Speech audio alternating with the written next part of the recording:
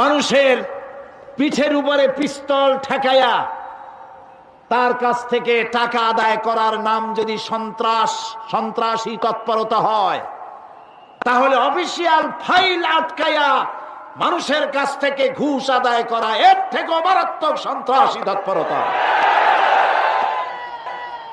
অশিক্ষিত নিরক্ষর ভিক্ষুক প্রতিবন্ধী যদি মানুষের কাছ থেকে হাত পেতে খয়রাত নেয়, এটার নাম যদি ভিক্ষা হয়, তাহলে শিক্ষিত মানুষ সরকারের চেয়ারে বসে আনডিউ ফেভার যদি আপনার মক্কেলের কাছ থেকে ঘুষের টাকা নেন, তাহলে মূর্খ, অন্ধ, কানা, পঙ্গু লোকের ভিক্ষার চাইতে এটি আরো মারাত্মক ভিক্ষা।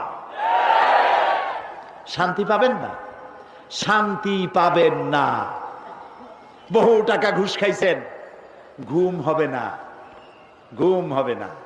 মনের মধ্যে সব চিন্তা, হায় হায় কোন সর্বনাশ, কোন ফাঁক দিয়া বন্দুকের গুলি আইসে আমার বুকটারে জাজরা করে নেয়।